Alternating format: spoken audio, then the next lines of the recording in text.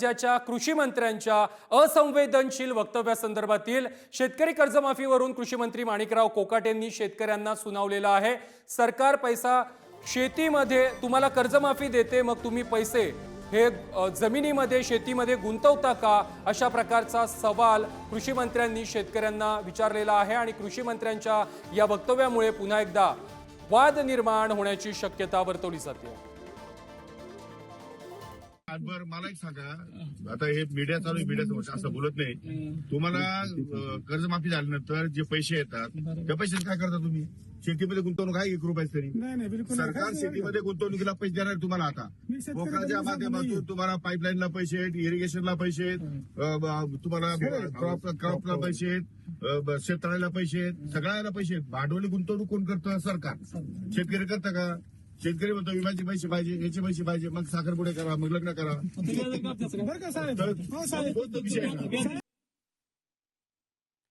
कृषी मंत्री माणिकराव कोकाटेंच्या वक्तव्यावरती विजय वडेट्टीवार, संजय शिरसाट आणि मंत्री चंद्रशेखर बावनकुळे यांनी काय प्रतिक्रिया दिल्या त्या देखील आपण पाहूयात।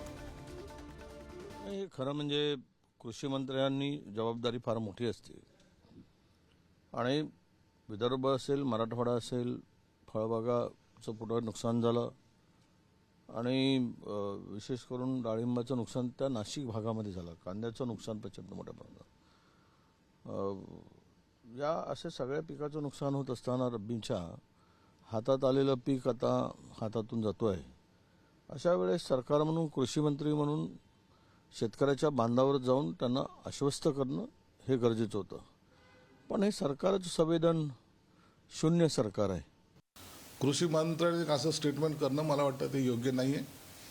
शेतकऱ्यांच्या जीवनात अनेक अडचणी असतात, त्याला तो तोंड देत असतो। म्हणून आपण जर त्याला जी काही मदत करतो त्याने ते कशी खर्च करायची यावर वाद घालण्यापेक्षा त्यांना आणखीन काय सहाय्य करता येईल याकडे लक्ष दिलं पाहिजे।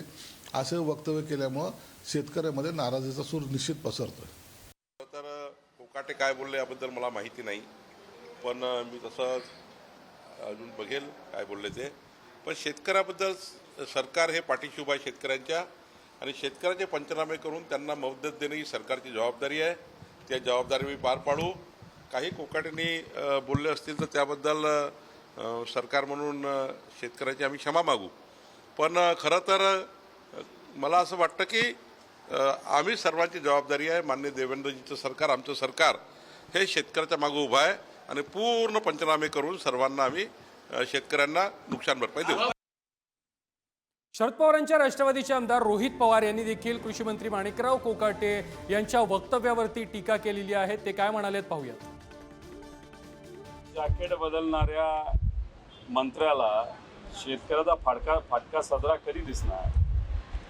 त्यांना हे सुद्धा माहिती नाही की जी काय कर्जमाफी केली जाते काय ती काय शेतकऱ्याच्या खात्यात डायरेक्ट जात नसते, नाही तर त्यांच्या हातात येत नसते की जेणेकरून शेतकरी खर्च करेल।